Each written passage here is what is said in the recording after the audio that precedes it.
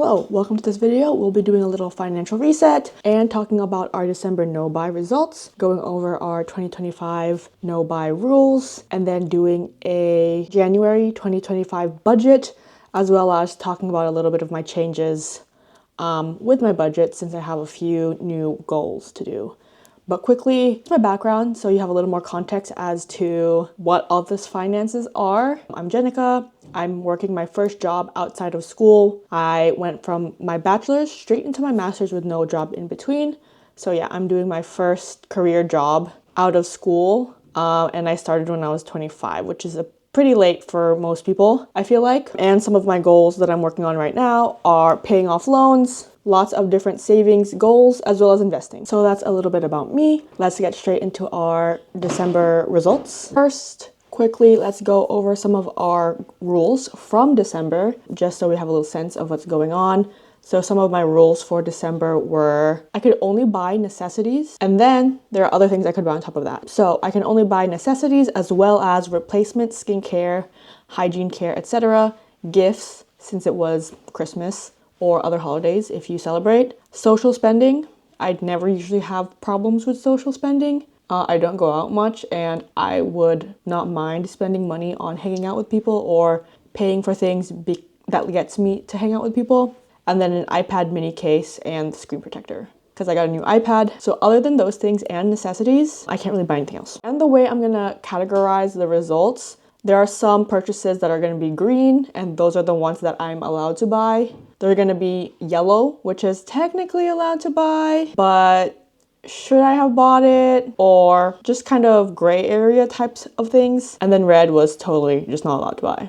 Not on the list at all. So let me pull up the chart. Okay, so here's our chart. If I'm looking down, I'm looking at my screen. So in total, we spent around 2.2K, which is a lot. And will it tell me if I hover? No. So let's go here. We spent a total of $2,235.94. Honestly, that's such a high number to me, especially because I don't pay rent. I don't pay too many bills, really. And I guess doing a no-buy in December is going to be a little bit different because there is that extra spend that is buying gifts. This is my first kind of Christmas with a full-time job, so I really wanted to get everyone gifts and just give back what people have been giving to me for a long time. So I did spend quite a bit on gifts, but let's look at our green, yellow, red spends. 73.8% of our spending was green, which is good. So that was about $1,600. And then our yellow spends was about 6.8% at $152.33. And then our red was $433.11, which is a lot, almost 20%, 19.4%. So not too happy with that. But now let's look at the categories that I spent in. So the thing that I spent most in at 29.8% was gifts at $666.37. Unfortunately, the next thing that I spent in was miscellaneous, which is not allowed, at 20%-ish, $456.93. Then bills or subscriptions. I didn't cancel any of my subscriptions for this month. So other bills and subscriptions, I spent $448.99.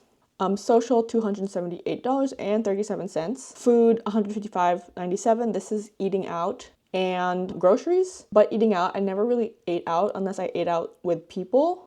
So it was a social spend, but if I ate out, like if I got like a dessert or a boba, but also groceries. And then health, $146.83, 6%, and then transportation, $39.78, and then personal, $36. Those are the kind of categories I spent in. There's more, they're really tiny though, so I don't really want to go too much into that. So let's go into our table and kind of look at all of our yellow and red spends. So our Gatorade is yellow because technically it's allowed. I could buy food for myself, but wasn't necessary. No, I could have brought a electrolyte water with me if I had prepared better. So that's why that's technically a yellow. All right, here this is yellow. So I bought two audibles or two audiobooks from Audible, and it's A Court of Silver Flames, part 1 and part 2. Technically, I didn't pay for it. So it would have been green because I'm allowing myself paying from gift cards. But the thing is, I didn't know that I had a gift card loaded onto my Apple account And I would have bought these with just my money, even though it wasn't allowed. So that's a yellow. A red, here's our first red, and it's a beater ring. So technically what I mean by beater ring, I got engaged, so I have the real ring that my fiance gave me, and I love it so much, but I'm someone who is not careful with jewelry, especially if it's something I wear every day, and then it's also not insured. Even growing up, or like as I knew I would get an engagement ring one day, I always known I wanted a different ring than the actual ring. If I had known that there was a proposal coming up, even if I had known if it was coming up in the next 6 months, I would have started saving up for it. I just didn't know that it was going to happen in December. So technically, it would be green. If I had known that it was happening, I would have put it on my allowed list. I would have saved up for it. So that's why that's red. Yellow, I had to buy a box because I sold my iPad. And was that necessary? Yes, because I need to sell my iPad. And I didn't have a box like, at all. But the reason why it's yellow is because I knew that I need to sell my iPad even way before we had this no buy, and yet I didn't get a box. I didn't prepare. I guess the real issue is the preparation, because I'm trying to be more intentional and prepared in my spending. So I guess even though it is super allowed, I just put yellow, I suppose. And then here's another red. I bought a Heat Tech Uniqlo long sleeve. And while it is red, because I told myself no buying clothes specifically, and I still bought clothes, but I will say that it was well worth it. I usually don't buy clothes intentionally, and I just tend to buy things when I go shopping. But this has actually been such a staple so far. It is so warm, but also thin, but also not too warm. It's like the perfect temperature for me. I'm someone that gets hot really quick, but also work in SF, so it gets really cold and you need lots of layers. So this was literally amazing purchase. All right, here's some reds. I bought some skim clothes. Have been really meaning to have a capsule wardrobe for loungewear or for things to wear at home. Technically, this fits my 2025 rules. Honestly, after Christmas, I started thinking about my no-buy in my 2025 rules rather than my December no-buy rules. And then our last one here is yellow, and there's glasses, like prescription glasses. And even though this is health related and technically needed, did I need to buy it? No, because I already had prescription glasses. I just didn't like how they looked on me. They're really ugly. And I also wanted to use my benefits with the insurance. All right, so those were basically the results of our December no buy. I guess it's a little different because December is such a spending month, but I'm really excited to see what my low spend will look like more in 2025 and non-holiday months. But now that we're there, let's talk a little bit about our 2025 low buy rules. I might keep saying no buy just because it kind of instills in my head that we're not spending money when not needed. But I know it's more of a low buy because a lot of no buyers are actually not buying anything. So I'm aware, but it might slip here and there. I might say no buy, I might say low buy, but we're going to talk about those rules now. Okay. Rule number 1, just straight up no new tech. Last year, I went crazy on the tech. I bought an iPad, an Apple Watch, a MacBook, a second iPad, sold the first iPad, a new watch, a Garmin instead of an Apple Watch. So I was just going crazy on the tech, especially since I have the Apple card. Even when I didn't have the money, I would just put it on the card because it was interest free. So I wasn't making the best decisions with that Apple card, plus no interest, plus all the tech. So we are not buying any new tech. Maybe small tech, like, I don't know, what would be allowed? Obviously, chargers are allowed if I need it. Something I'm going to buy, I know I'm going to buy soon, are like charging blocks, because I don't have any that are USB-C. They're all USB-A, but all my charging cables are USB-C, and it's been a struggle. So small tech like that is like an everyday tech that is needed, that's allowed, but no new like consumer gadget type tech.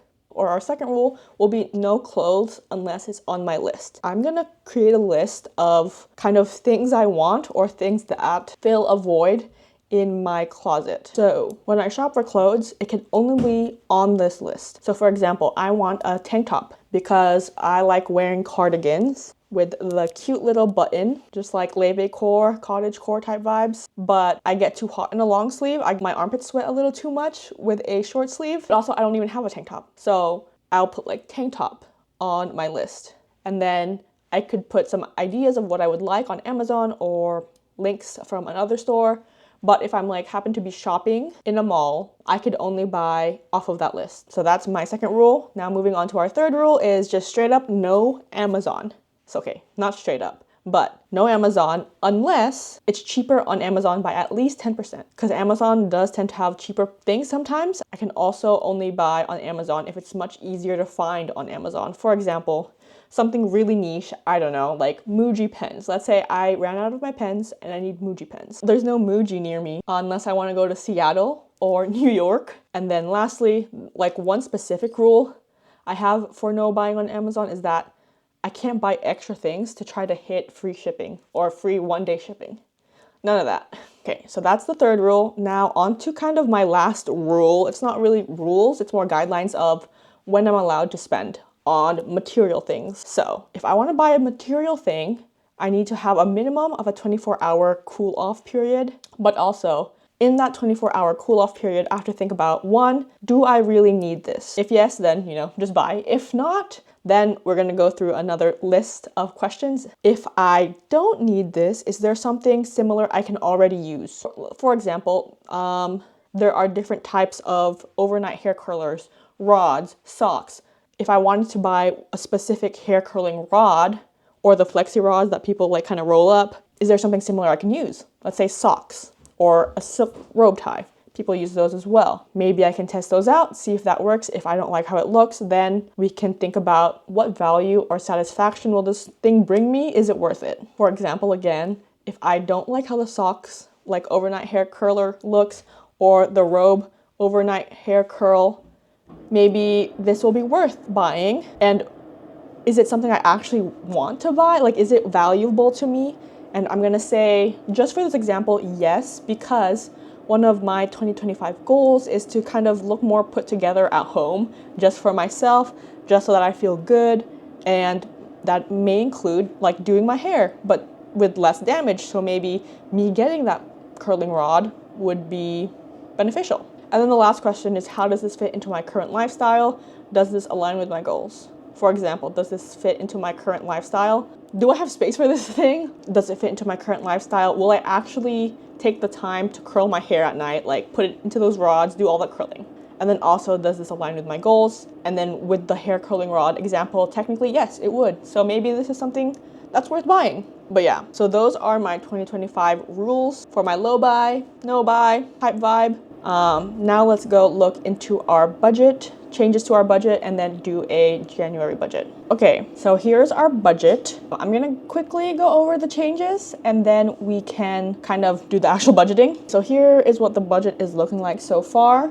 I'm gonna quickly go over kind of the categories that we have here and then the changes of each category, and then we will do the budget. So first we have our income. Here we'll see all of our income for the month. Then we have expenses, kind of like variable expenses and things that I kind of need on a day-to-day. Saving up, these are short-term things I'm saving up for that are specific. So here we'll see camera or loungewear capsule and clothes. These are one-time purchases basically, and then I will get rid of them from my budget. So the reason why it's separate is because these things will be moving so much, so often. And then here we have bills, subscription, membership. Something new on this one is rent, phone, and car insurance. So they're all zero right now because I'm not paying that now, but I'm getting ahead of myself and I'm putting it into my mind that I am going to be paying those sometime soon. But yeah, bills, subscriptions, and memberships kind of all make sense. Sinking funds, things I'm just saving up for or will pull from kind of constantly. Something that changed is car repair and car. Last month, I kind of had car repair / car maintenance as one. And then I had another one down here for just car, like for a new car. I might not need a car as much as I thought. So previously, car maintenance was not getting anything in it. I only wanted like maybe $1,000 in there and then use it up and then refill if needed. Whereas new car would just get kind of money in it monthly. Now we'll just put some money in monthly for the car repair. And then if we never use that car repair money, it'll go straight into it'll turn into a new car fund anyways. So yeah, so I'll be putting money into this now, and getting rid of the new car fund. So now here are the new ones, is rent, phone, car insurance. You're like, why is it there as well? Yeah, confusing myself as well. But now we're putting it in sinking funds because I want to get my first months of these bills kind of saved up so that I'm always 1 month ahead. I like being 1 month ahead in my bills, which I kind of always am, I feel like. So I want to save up for this and have the 1 month ready whenever that does happen. So this whole section is new. I didn't have a long-term savings. And yeah, these are things I basically won't touch for like a while, because the saving up, that's getting touched. Once I buy something, sinking funds, that can always be getting touched technically. Like if I want to buy gifts, it's not for one specific gift, it's kind of for all gifts. Social and entertainment, that's for anything, and that can come out anytime. So long-term savings are things that are not meant to be touched for a while, if not at all. All right, so one would be emergency fund and wedding. These aren't new categories, they are just new to this section because I've always had these, but they were in like sinking funds. So yeah, my goal for my emergency fund is 10,000 and I'm only 1,000 away from that. So we're getting really close to that. Wedding, my goal is 15,000, what the heck? 5,000, and I'm at $98.57 into that. Okay, so those are kind of all the changes and what this spreadsheet is all about and how I customize it for myself. But let's go ahead and kind of budget the money. So we have $3,569.70 left after these two paychecks. I know what my paychecks are. I'm salaried, so these are kind of what are coming. I'm going to have a rollover. If there's a rollover, I'll put that here, and then I get paid from this company that I help do their editing for, and I get paid monthly. So once I know what that is, I'll pay that, or I'll put that down here. I don't use these two to budget. I purely budget off of these two. And adding that up and then already subtracting our bills, we have $3,569.70, as I said. So let's go ahead and budget. Let's do $300 for groceries, $50 for gas, dining out, let's do $150, personal, $75, miscellaneous. So would I want to buy? There are a few things I do want to buy. I know I talked about that rolling thing, that hair thing. I do want to buy one of those. Crazy thing is, I do have different types of things I can use to curl my hair, but I want a different one.